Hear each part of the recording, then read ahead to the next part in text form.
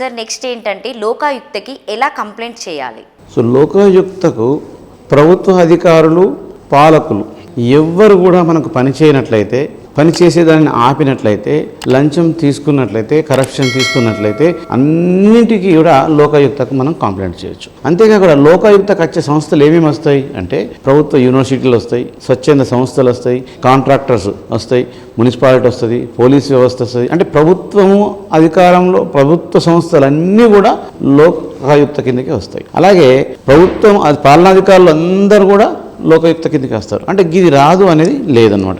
ఒక speaker, chief minister, ఈ state గవర్నమెంట్లో ఉన్నటువంటి వాళ్ళు మాత్రం వాళ్ళు ఇద్దరు తప్ప ఇది ప్రత్యేకమైనటువంటి సంస్థ కనుక ఇది అందరూ వస్తారు. దీన్ని ఒక రిటైర్డ్ జడ్జ్, రిటైర్మెంట్ అయినటువంటి judge, supreme court judge, high court judge, retirement అయినటువంటి జడ్జి దీని కింద ప్రత్యేకంగా నియమిస్తారనమాట. అందులో వీళ్ళకు న్యాయం జరగదు అనేది లేదు.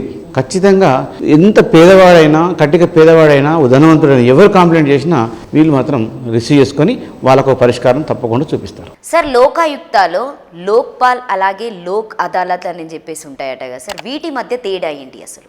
ఓకే, లోకాయుక్త, లోక్పాల్, లోక్ అదాలత్ ఈ మూడు కూడా వాయిస్ ఒకే రకంగా ఉంటాయి. అవును. సో దీంతో చాలా మంది కన్ఫ్యూజన్ ఏంటంటే, చాలా మంది అంటే తెలిసినటువంటి ఇంటెలెక్చువల్ పీపుల్కి కూడా, ఎడ్యుకేటెడ్ పీపుల్కి కూడా లోకాయుక్త, లోక్పాల్, లోక్ అదాలత్ పేదని తెలియదు. సో లోక్పాల్ అనేది భారతదేశం మొత్తానికి అవినీతి గురించి అడిగే ప్రశ్నలు అడగడానికి ఉపయోగించేదని లోక్పాల్ అంటారు. సో మనము అన్నా హజారే 2013-12లో మనకు లోక్పాల్ అనేది ఉంది. అది 1964 సంవత్సరం నుంచి ప్రయత్నిస్తే మన 2013 సంవత్సరంలో మనకు లోక్పాల్ బిల్లు అమలైంది. మనకు తెలుసు అది అంటే భారతదేశంలో మొత్తంలో ఉన్నటువంటి అంటే అవినీతిని ప్రశ్నించడానికి ఉపయోగించేదాన్ని లోక్పాల్ అంటారు. రాష్ట్ర స్థాయిలో అంటే ఏ రాష్ట్రానికి ఆ రాష్ట్రం, తెలంగాణకు తెలంగాణ, ఆంధ్రప్రదేశ్కి ఆంధ్రప్రదేశ్, మధ్యప్రదేశ్కి మధ్యప్రదేశ్, ఇలా రాష్ట్ర స్థాయిలో అవినీతిని అంటే పాలకుల యొక్క, ప్రభుత్వాధికారుల యొక్క వాళ్ళ కోసము లోకాయుక్త అంటారు. కానీ లోక్ అదాలత్ అన్నారు. ఈ లోక్ అదాలత్ అనేది ఒక మధ్యవర్తిత్వం కోర్టు.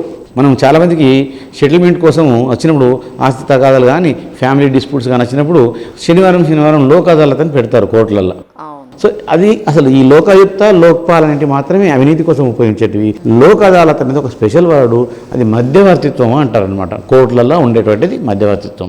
సో కానీ లోక్పాల్, లోకాయుక్త రెండు మాత్రమే రాష్ట్ర స్థాయి లోకాయుక్త, దేశం మొత్తానికి లోక్పాల్ అంటారు. సో ఇవి ఈ యొక్క ప్రత్యేకమైనటువంటి సంస్థలు.